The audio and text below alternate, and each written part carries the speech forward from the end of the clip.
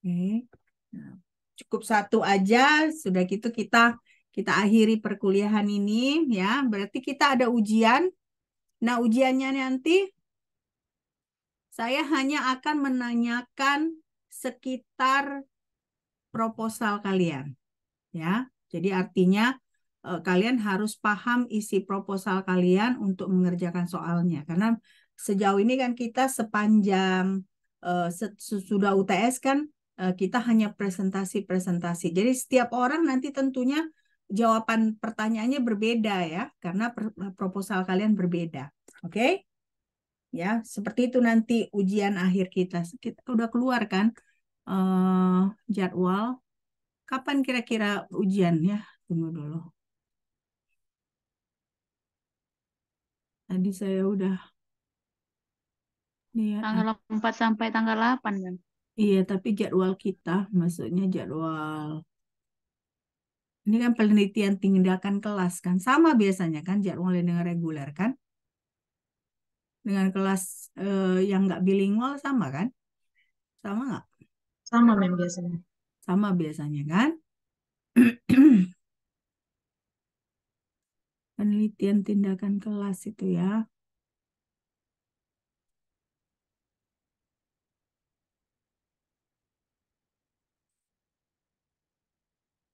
Berarti di kelas 2020 atau 2021 ini PTK ya. PTK. PTK itu hari Selasa jam 10 ya. Selasa jam 10. Kalau metodologi penelitian ujiannya Prof. Manihar buat bagaimana? Offline atau online? Biasanya Prof Maniar offline, Mem. Offline. Berarti kelas gitu ya? Iya, Mem. Oke. Karena maksud saya ini kan sedikit, sedikit berbeda dengan misalnya ujian ini kan apa namanya? Kalau misalnya saya pun kan ujian separation chemistry kan kalian di kelas gitu kan. Tapi kalau misalnya action ini kan penelitian tindakan kelas, kalian maunya gimana ujiannya? Online atau offline? Kalian maunya gimana? Karena saya rasa kelas ini bukan hafalan ya, bukan hafalan di sini kan, bukan juga hitungan, tapi lebih ke pemahaman kalian dalam membuat proposal kalian. Jadi menurut saya kita online aja ujian ya, ya, gimana? Oke, online aja ya. Saya putuskan online aja. Nanti saya kirimkan apa namanya? Saya kirimkan soalnya. Nah, kalian kerjakan. Ya, tentunya kalian nggak akan bisa saling mencontek ya. Nah, tiap kalian kan beda kan proposalnya kan. Jadi eh, sesudah itu kalian kirimkan. Oke? Oke, Anissa sudah ready? Iya, Mem. Ini sedang masuk melalui Zoom, Mem. Dari laptop. Oke, silahkan.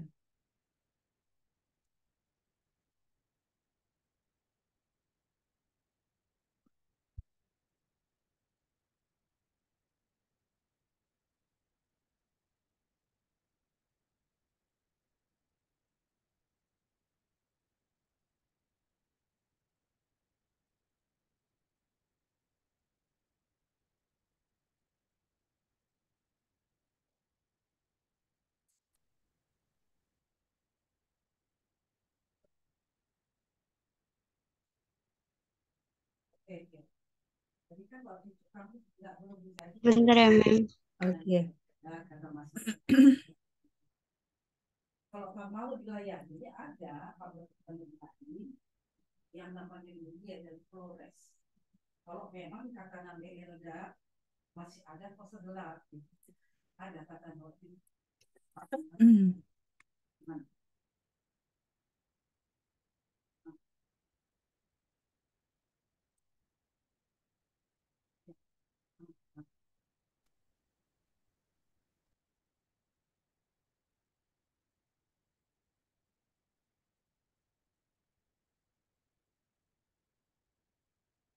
Gimana Nisa? Sebentar, Mem. Jaringannya sedikit Lelet. bermasalah. Oke, oke.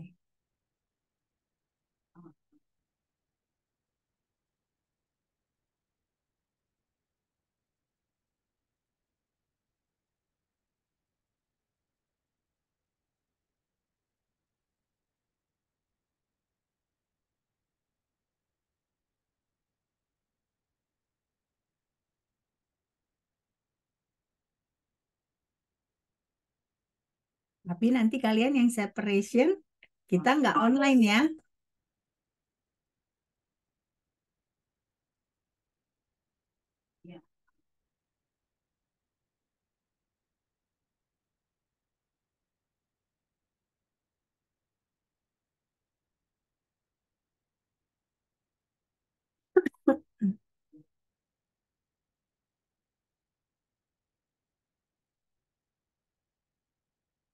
Saya izin presentasi dari handphone saja ya, Mem. Oke, nggak apa-apa, apa-apa.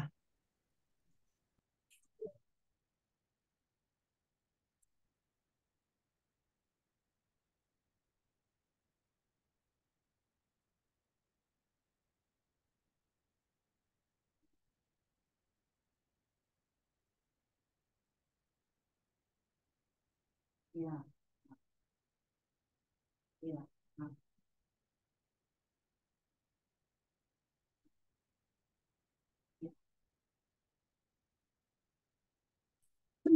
Mm.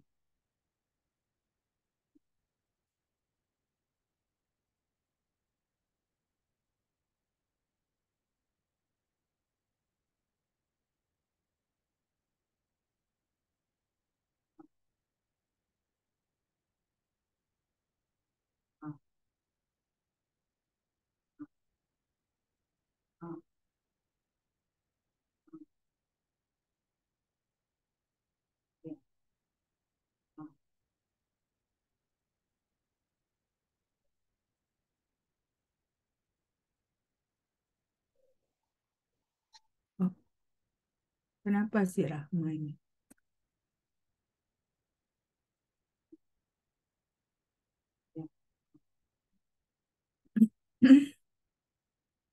Ini salah nih ya, kayak si Rahma ya. Grup call deh.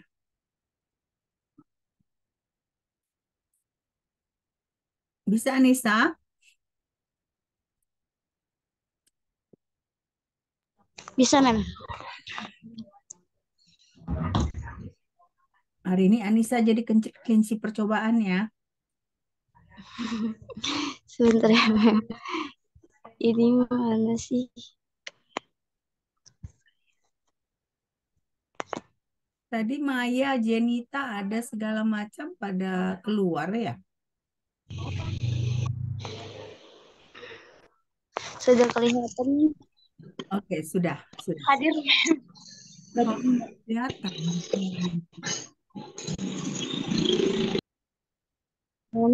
Uh, good good afternoon, everyone. I want to presentation about my chapter 3.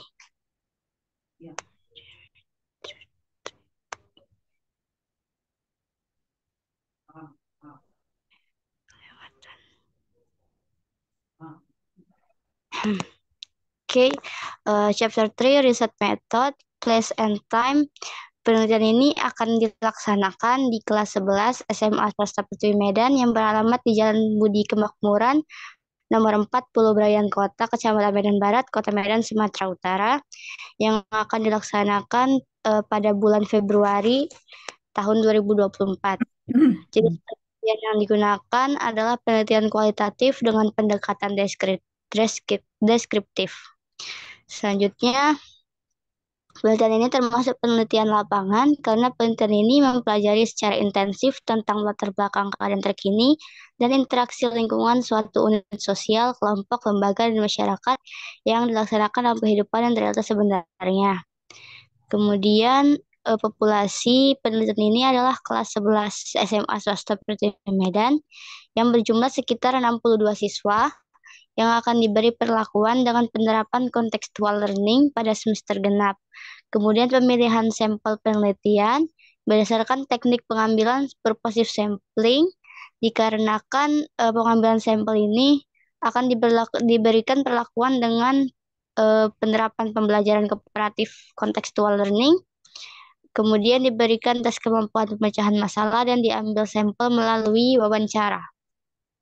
Variabel yang digunakan dalam penelitian ini terdapat dua variabel, yaitu variabel bebas dan variabel terikat.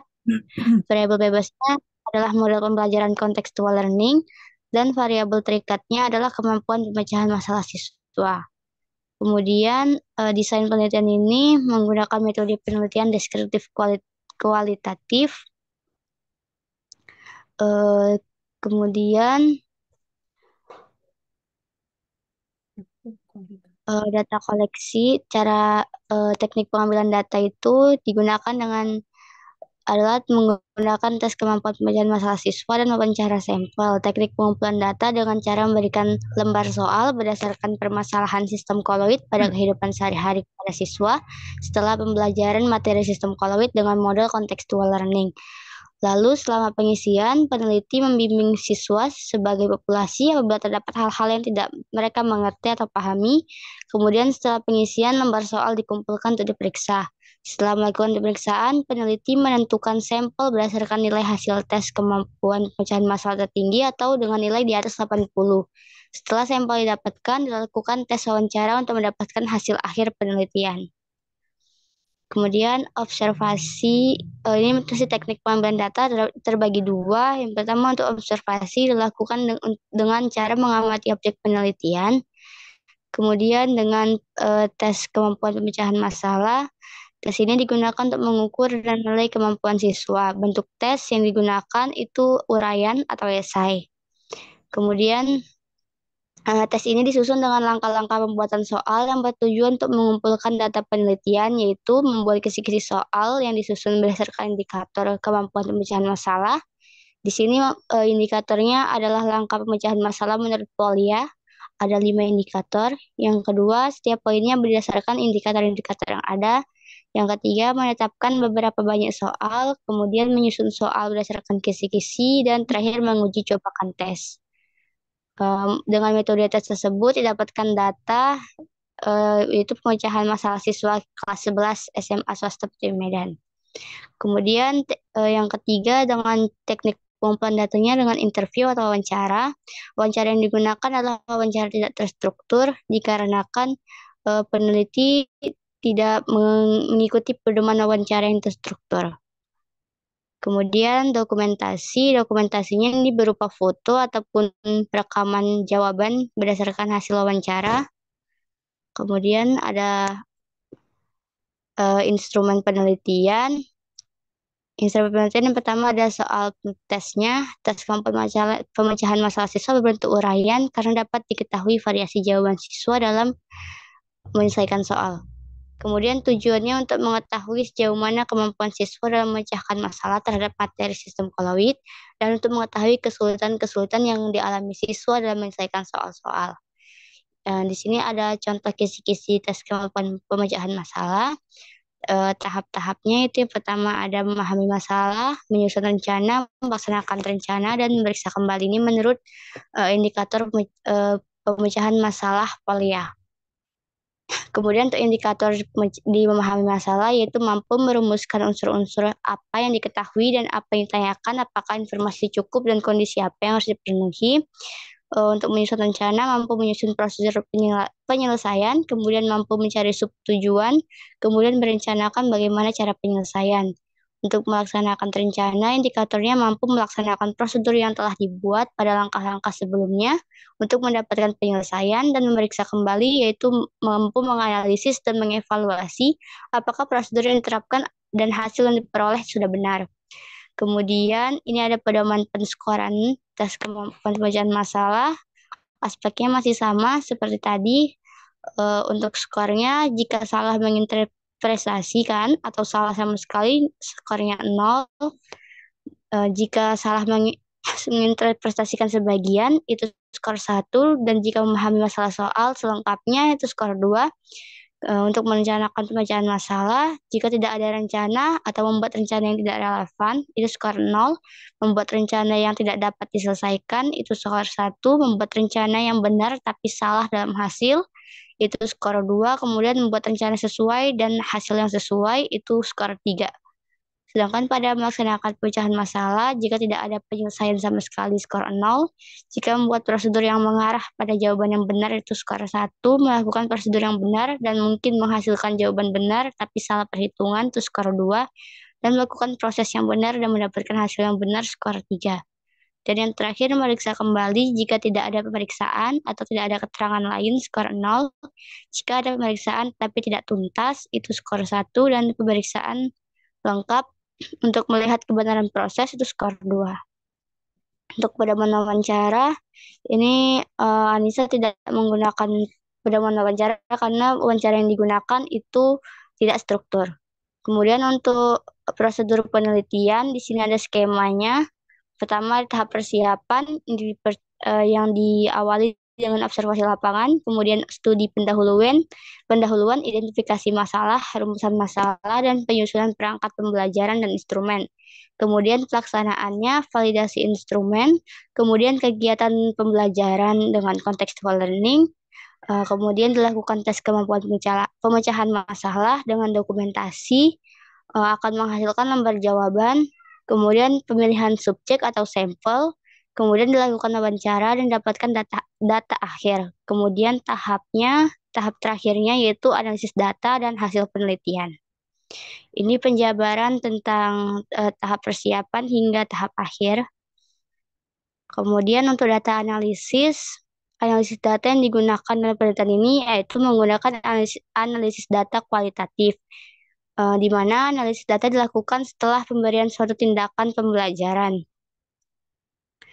Kemudian ini ada proses analisis menurut model Mills dan Hoberman, di mana kegiatan pengumpulan data berlangsung dengan mencatat semua temuan fenomena di lapangan, baik melalui pengamatan, wawancara, dan dokumentasi. Kemudian reduksi data sebagai pemilihan, pemusatan perhatian pada penyederhanaan, pengabstrakan, dan transportasi data kasar yang muncul dari catatan-catatan tertulis di lapangan. Kemudian penyajian data, yaitu deskripsi data yang telah diklasifikasikan dengan memperhatikan fokus dan tujuan penelitian. Dan terakhir, membuat kesimpulan dan analisis hasil penelitian. Kemudian ini analisis kemampuan pemecahan masalah. Jadi penyajian data analisis ini terdapat dua hal yang dianalisis. Yang pertama yaitu analisis deskripsi kemampuan pemecahan masalah menggunakan itu ada dua yang dinilai, yaitu presentasi skor kemampuan pemecahan masalah dengan rumus PI sama dengan XI per S kali N kali 100, di mana XI ini merupakan jumlah skor pada indikator, kemudian S skor maksimum setiap indikator, N banyaknya siswa pada kelas, dan PI itu persentase kemampuan pemecahan masalah. Kemudian yang kedua yang dinilai pada analisis deskriptif kemampuan pemecahan masalah itu penskoran pemecahan masalah yang menggunakan rumus P sama dengan sigma N, K sama dengan 1 kali PK per N, di mana PK itu presentasi pada indikator dan P presentasi kemampuan pemecahan masalah secara keseluruhan. Nah, di sini ada klasifikasi kemampuan pemecahan masalah, tabel nilai. Kemudian yang kedua yang dianalisis adalah analisis kualitatif kemampuan pemecahan masalah. Nah, analisis kualitatif ini dilakukan dengan mengkonfirmasi dan membandingkan kemampuan siswa sesungguhnya dalam menyelesaikan tes kemampuan masalah. Kemudian yang dianalisis adalah kesulitan siswa dalam menjawab problem solving ability test atau tes kemampuan pemecahan masalah. Di analisis ini dilakukan dengan cara menganalisis proses jawaban siswa pada saat wawancara.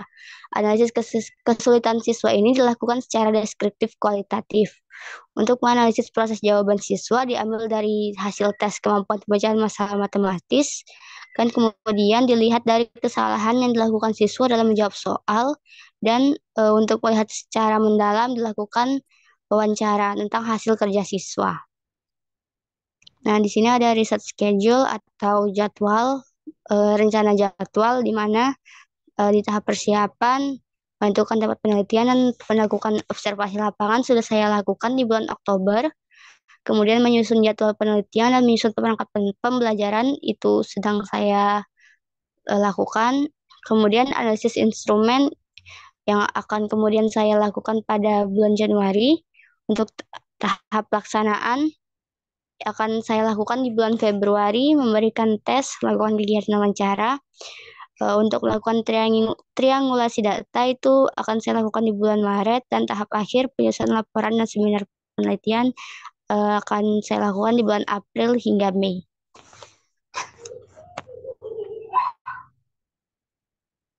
Baik, Mem, mungkin itu yang bisa saya presentasikan. Saya kembalikan ke Mem.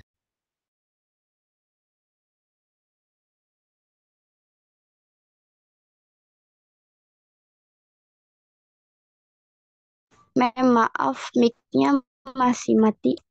Oke. Penelitian kamu agak beda dengan yang lain ya, karena ini kualitatif deskriptif ya. Kalau saya rasa berarti ini kamu banyak mengamati ya. Ya, banyak Iya, mengamati. Nah, berarti nanti instrumennya apa? Kuesioner ya? iya, Mem, untuk instrumen penelitiannya untuk ke siswa itu kuesioner sama soal KPD, Heeh. sama lagi wawancara, Mem. Oh, jadi kuesioner, soal itu berarti nanti kamu tentukan berapa skornya gitu. Skornya, jadi dari skor itu kira-kira bagaimana distribusi skornya gitu ya? Kamu tentukan gitu ya? Iya, Mem. Maksudnya, Itu kan menggunakan indikator Polya. Nah, hmm. dari situ kan kita mengetahui misalnya di siswa itu banyak salah di indikator nomor 1 atau nomor 2. Nah, dari situ kita mengetahui kesulitan siswa untuk pemecahan masalah begitu, Mem. Oke. Nah, ini pakai kontekstual kamu bilang tadi ya, kontekstual ya. Iya Iya, kan? Mem. Kontekstual. Oh, jadi kuesioner kamu akan berikan ke siswa, LKPD-nya juga kamu berikan ke siswa. Nah, lalu nanti ada interview tadi ya? Interviewnya, Iya, wawancara, Mem. wawancara. Wawancaranya ke siswa gitu. Iya, Mem. Jadi kalau untuk interview ini untuk mengambil data kesulitan apa yang siswa dapat saat mengerjakan soal itu, Mem. Untuk melakukan penyelesaian soal dengan langkah-langkah Polya itu, Mem. Oke. Berapa siswa nanti kamu interview? Kalau untuk interview sekitar 20 siswa itu diambil dari hasil tes kemampuan pemecahan masalahnya, Mem. Jadi yang diambil itu yang dia homogen gitu. Jadi ada pengukuran homogennya juga gitu atau enggak? Maksudnya Eh, bagaimana kamu menentukan yang 20 itu? Oke, Mem. Untuk menentukan sampel yang 20 itu, saya ambil dari yang paling banyak melakukan kesalahan di tiap indikator, Mem. Yang paling banyak melakukan kesalahan di setiap indikator. Oke, Iya, Mem. berarti kamu mewawancarain yang kesulitan dalam belajar gitu ya? Iya, Mem. Yang kesulitan dalam memecahkan kemampuan memecahkan masalah itu, Mem. Jadi bukan kamu justru ambil yang bagus gitu ya, justru ambil yang kurang bagus gitu ya. Nah, Iya, Mem. supaya berarti sebenarnya tujuan penelitian kamu ini kamu mau mengetahui kira-kira di mana letak kesulitan si siswa dalam belajar gitu ya. Seperti itu ya. Iya, Mem. Kurang lebih seperti itu. Kurang lebih seperti itu. Oke, sebenarnya penelitian kamu menarik ya, karena ini kan beda dengan penelitian yang lain-lain kan, karena ini bukan penelitian pengembangan, tapi sebenarnya penelitian seperti studi kasus kamu ini sebenarnya ya. Iya, Mem. Nah, studi kasus. Tapi sebenarnya nanti ini kamu kan di MAN 1 ya, di MAN 1 bukan? Di SMA Pertiwi, Mem. Oh, di SMA Pertiwi ya, yang MAN 1 yang lain. Nah, berarti tapi kalau nanti saya yakin kalau kamu nanti misalnya lakukan lagi penelitian di sekolah lain, nah, hasilnya tidak akan sama dengan hasil kamu lakukan di sekolah yang sekarang ya. Oke, saya rasa apa yang kamu kerjakan sudah, saya rasa kamu menguasai ya, ini udah mulai menguasai topiknya ya. Saya tanyakan, kamu bisa jawab. Nah, saya rasa cepat-cepat tulis proposalnya ya biar paling enggak akhir tahun ini kamu sudah bisa sempro, kamu tahun depan sudah mulai bisa penelitian. Oke? Oke, Anissa. Oke, Baik, Mem. saya rasa sampai di sini aja pertemuan kita, singkat aja pertemuan terakhir ya kan. Biasanya kita 1 jam lebih ya, 1,5 jam biasanya kita selalu bertemu di Zoom, tapi kali ini cukup ya. Oke. Saya berharap kalian sukses untuk semester-semester yang akan datang untuk angkatan 21. Berharap supaya penelitian kalian lancar. Untuk angkatan 20, untuk angkatan 21 mudah-mudahan semester ini diakhiri dengan nilai yang baik ya. Oke. Oke. Kalau begitu sampai jumpa di lain waktu. Jadi ujian kita putuskan online ya. Ujiannya online saja karena saya rasa saya hanya akan menguji bagaimana pengetahuan kalian tentang proposal kalian masing-masing. Oke? Ya sudah. Kalau begitu sampai jumpa di lain waktu. Bye.